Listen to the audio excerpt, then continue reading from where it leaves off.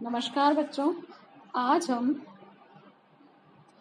तुलसी के काव्य की समन्वयवाद पर चर्चा करेंगे। तुलसीदास भारत के एक महान रचनाकार थे जिन्होंने भारतीय जनमानस को बहुत अधिक प्रभावित किया है।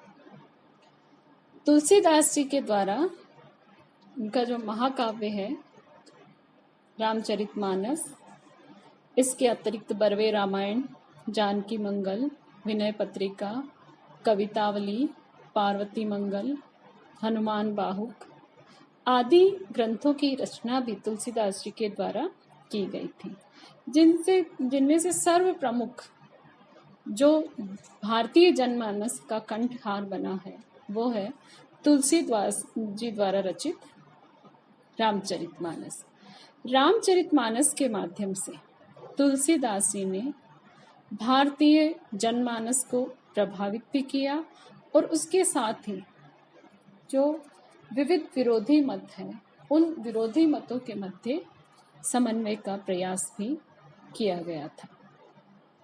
तुलसीदास जी अपने समय के सबसे बड़े लोकनायक और महान समन्वयवादी कवि थे। ग्रियर्सन ने तुलसी को बुद्ध के बाद भारत का सबसे बड़ा लोकनायक कहा है। विंसेंट स्मिथ के अनुसार भी तुलसीदास महान लोकनायक, लोकदर्शी और लोक रक्षक थे। हजारी प्रसाद द्विवेदी ने तुलसी की समन्वय भावना के संबंध में लिखा है कि तुलसी का सारा काव्य समन्वय की विराट चेष्टा है। लोक शास्त्र के समन्वय, गृहस्थ और वैराग्य का समन्वय, भक्ति और ज्ञान का समन्वय, भाषा और संस्कृति का समन्वय, ब्राह्मण और चांडाल का समन्वय, निर्गुण और सगुण का समन्वय, पांडित्य और अपांडित्य का समन्वय, रामचरितमानस शुरू से आखिरी तक समन्वय का काव्य है। तुलसीदास जी का जब उदय हुआ तब भारत में सामाजिक, धार्मिक, राजनीतिक और साहित्यिक सभी क्षेत्रों में पारस्परिक विरोध, मतभेद, वैमनस्य, विद्वेष और ईर्ष्या का माहौल किसी न किसी रूप में व्याप्त था। शांति की भावना लुप्त प्राय हो चुकी थी। तत्कालीन समाज संघर्ष, अशांति, विषमता, विशृंखलता, विच्छिन्नता के दौर से गुजर रहा था और वह आदर्शहीन और उद्देश्यच्युत होकर पतन के गर्त में पहुंच चुका था। ऐसे समय में तुलसीदास जी ने परिस्थिति के आग्रह को शिद्दत के साथ महसूस किया और समन्वयात्मक दृष्टिकोण अपनाकर धार्मिक, सामाजिक, दार्शनिक और साहित्य इत्यादि विभिन्न क्षेत्रों में समन्वय स्थापित करने का स्तुत्य प्रयास किया और सच्चे अर्थों में वे भारत के लोकनायक कहलाए। तुलसी के समन्वय को हम निम्नांकित बिंदुओं के अंतर्गत समझेंगे, जिसमें पहला है धार्मिक क्षेत्र में समन्वय। आपको विदित है कि तुलसी दास जी का जो काल है वह मुगल काल है। तब अलग अलग मतांतर भी विद्यमान थे। धार्मिक क्षेत्र में जैसे उस समय भक्ति के क्षेत्र में तो हम सगुण और निर्गुण काव्य धाराएं प्रवाहित हो रही थी और भारत में शैव और शाक्त धाराएं भी रही है। इसी के साथ ही परस्पर विरोधी मतों के कारण समाज में बिखराव आ रहा था। तुलसीदास जी ने धार्मिक और दार्शनिक क्षेत्र में सुंदर एवं वैविध्यपूर्ण समन्वय स्थापित करने का प्रयास किया। इस क्षेत्र में तुलसीदास जी ने सगुण और निर्गुण, ज्ञान और भक्ति, शैव और वैष्णव, रामावत एवं पुष्टिमार्ग, अद्वैतवाद और विशिष्टाद्वैतवाद में अद्भुत समन्वयात्मक दृष्टिकोण का परिचय दिया। वहीं शैव, शाक्तों, सगुण, निर्गुण इत्यादि को परस्पर निकट लाने का भी स्तुत्य प्रयास उनके द्वारा किया गया। धर्म और दर्शन के क्षेत्र में तुलसीदास की समन्वयवादिता अनुकरणीय है। उदाहरण देखिए, इससे स्पष्ट होगा, अगुने ही सगुने ही नहीं कछु भेदा, इसमें निर्गुण और सगुण का समन्वय किया गया है कि जो निराकार है और एक जो साकार है। दो मत है, एक मत निर्गुण ईश्वर को मानता है कि जिसका कोई आकार प्रकार नहीं है, जो मूर्ति पूजा में विश्वास नहीं करता। दूसरा मत है जो ईश्वर को साकार मानता है, मूर्ति में विश्वास करता है। तो तुलसीदास जी कहते हैं कि उन दोनों के बीच में कोई भी भेद नहीं है। इसी तरह ज्ञान और भक्ति के लिए लिखा, ज्ञान ही भक्ति ही नहीं कछु भेदा, उभय हरि ही भव संभव खेता। कि ज्ञान और भक्ति में भी कोई भेद नहीं है, दोनों के ही माध्यम से भक्त ईश्वर को प्राप्त कर सकता है। इसमें ज्ञान और भक्ति के समन्वय किया गया। तुलसीदास जी ने को कह सत्य झूठ कहे को, जुगल प्रबर हरि माने, तुलसीदास परिहरई तिनि भ्रमसो आपनि पहचाने। अद्वैतवाद और विशिष्टाद्वैतवाद के मध्य समन्वय स्थापित करने के लिए पंक्तियां तुलसीदास जी के द्वारा कही गई थी। तुलसीदास जी ने जीव और ब्रह्म में समन्वय के विषय में लिखा है, ईश्वर अंश जीव अविनाशी, चेतन अमल सुख सहज राशि। कि जो जीव है वह उस अविनाशी परम पिता का एक अंश मात्र है। वह चैतन्य है, मल रहित, सुख प्रदान करने वाला, सुखों की सहज राशि भंडार है। तो उस ईश्वर का ही अंश जब ये जीव है तो दोनों अलग नहीं है। परमात्मा अंशी है और यह आत्मा इसका एक अंश है। दूसरा बिंदु है सामाजिक क्षेत्र में समन्वय। तुलसीकालीन समाज जात पात, ऊंच नीच एवं छुआछूत की भावना से आक्रांत है। उच्च वर्ग और निम्न वर्ग के बीच घृणा, वैमनस्य और सामाजिक विषमता का बोलबाला था। तुलसीदास जी ने रामचरितमानस में ब्राह्मण ऋषि वशिष्ठ और शूद्र निषाद राज की भेंट दिखाकर ब्राह्मण और शूद्र में समन्वय स्थापित किया।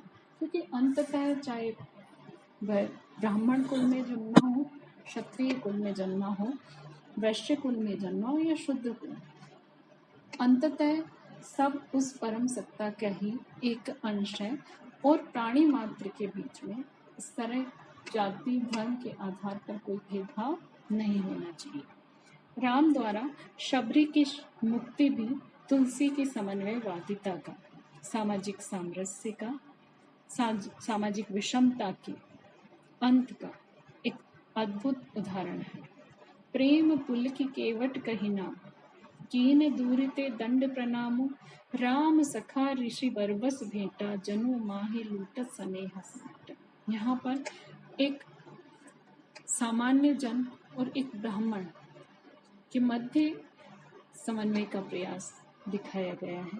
धर्म न दूसर सत्य समाना, या परहित सरस धर्म नहीं भाई। इसमें भी सामाजिक समन्वय का बात तुलसीदास जी के द्वारा कही गई। पारिवारिक क्षेत्र में समन्वय। तुलसी ने पारिवारिक क्षेत्र में समन्वय स्थापित करते हुए रामचरितमानस में एक आदर्श परिवार की प्रतिष्ठा का सराहनीय कार्य किया। तुलसीदास जी ने पारिवारिक क्षेत्र में पिता पुत्र में, सास पुत्रवधू में, भाई भाई में, स्वामी सेवक में, पत्नी सपत्नी में समन्वय कर एक अद्भुत उदाहरण भारतीय समाज के सामने प्रस्तुत किया। तुलसीदास जी ने पारिवारिक क्षेत्र में दाम्पत्य संबंध की स्थिरता एवं पवित्रता पर बल देते हुए दाम्पत्य जीवन का आदर्श प्रस्तुत किया।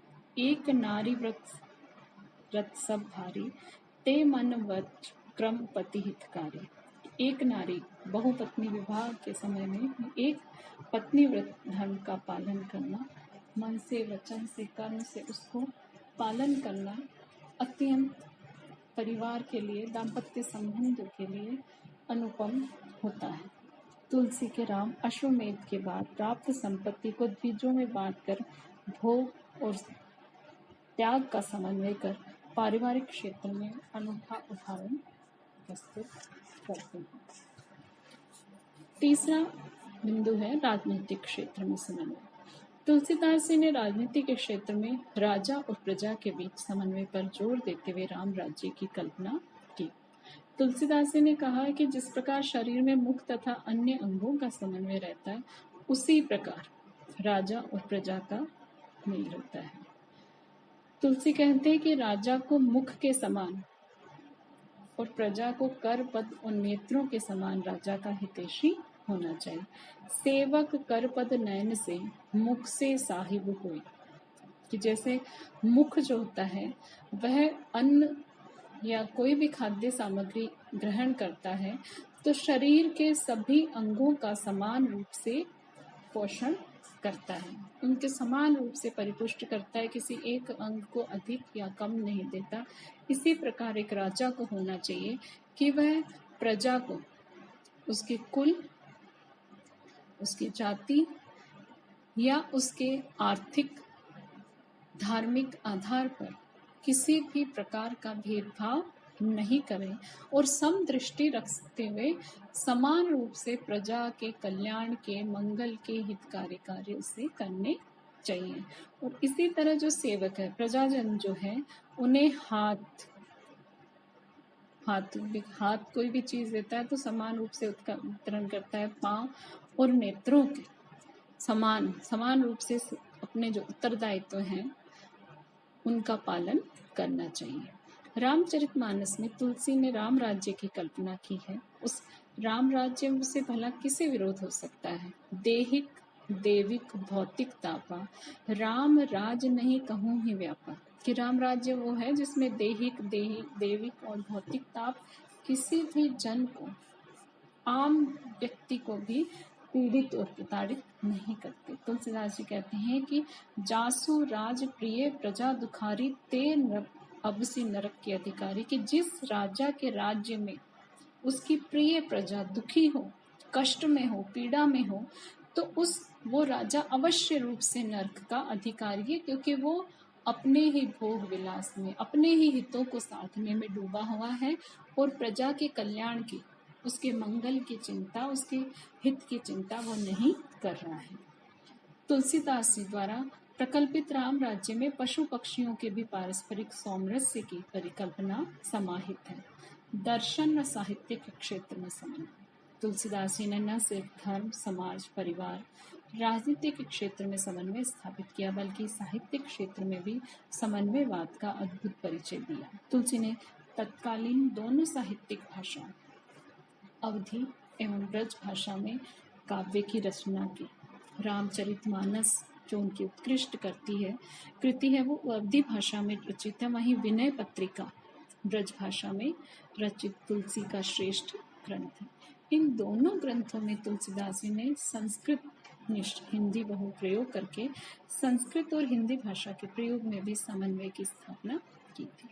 तुलसीदास जी ने सूफी कवियों द्वारा प्रयुक्त दोहा चौपाई शैली में रामचरितमानस, विद्यापति और कृष्ण भक्त कवियों की पद पद्धति पर विनय पत्रिका, गीतावली और कृष्ण गीतावली में कबीर आदि संतों की दोहा पद्धति पर दोहावली, अकबर कालीन गंग आदि की कविता शैली पर कवितावली, बरवे पद पर पद्धति पर बरवे रामायण तथा लोकगीत पद्धति पर रामलला नहचु लिखकर अपने समय में प्रचलित सभी काव्य रूपों और काव्य शैलियों में सुंदर समन्वय स्थापित कर अपनी अद्भुत समन्वयात्मक बुद्धि का परिचय दिया।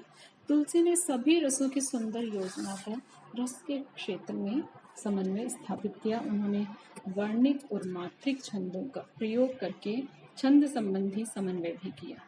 तुलसी का रस संबंधी समन्वय देखिए। तीखे तुरंग कुरंग सुरंगनी सजे चढ़े छठी छेल छबीले, भूनी पर भट धूमि कराहत हाँ की हने हनुमान हटीले। इसमें श्रृंगार और वीर रस का सुंदर समन्वय देखने को मिलता है।